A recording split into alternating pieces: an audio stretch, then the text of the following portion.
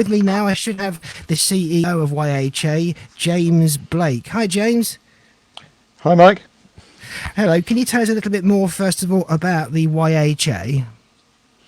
Yeah, no, absolutely. Well, we're, as you say, we're a 90-year-old national youth charity. We've got 150 hostels right across England and Wales. Around about 1 million people stay with us each year, of which about 400,000 are young people. About half of those from schools and the rest coming with their families or on their own.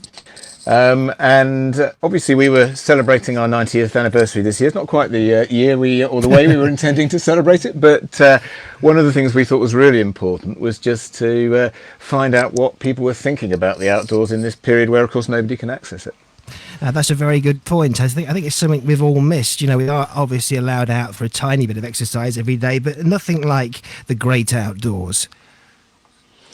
Yeah, well, I think it's also different according to different sorts of people. I mean, there are about 2 million people, for example, who don't have access to a garden, you know, and something like that is going to be absolutely critical for people at this period. I mean, I'm really lucky. I mean, I live in a town where I've got a small garden and I can get outside into the woods and the local countryside, and I think that's really important at the moment.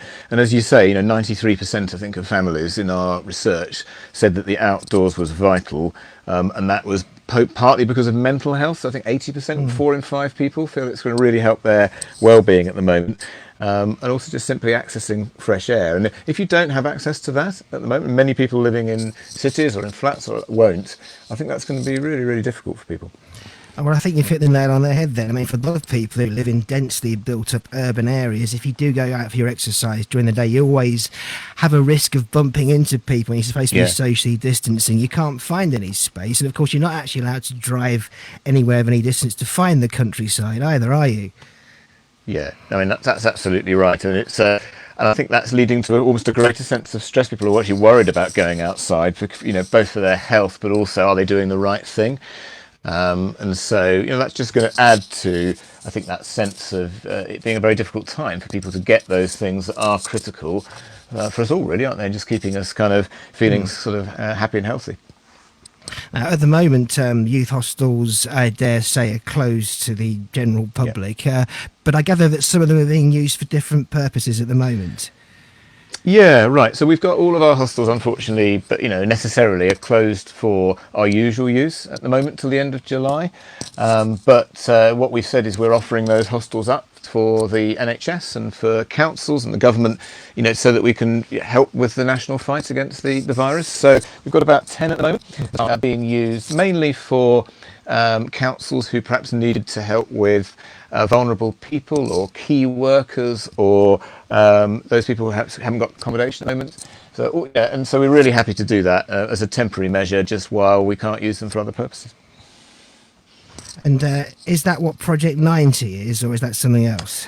Yeah, no, Project 90 is something else. I mean, we already had a Project 90 appeal, and basically what that was about was for those people who couldn't afford otherwise to take a holiday. I think in our research you've probably seen that 12% of families haven't taken a holiday at all in the last 3 years, and that's often because people haven't got the money to do it. So we had a Project 90 appeal, which was basically taking 90 families from every region in England and Wales and giving them a free break, looking for those families who couldn't otherwise afford to go away. So we were doing that anyway as for this year, but what we've just done is extend that appeal to support key worker families, so the people who are on the front line and aren't going to be able to take a holiday because they're working, you know, incredibly hard for us all in hospitals at the moment. So we've just extended that appeal, and as soon as we're allowed to, we want to be able to you know, run those breaks for people later in the year.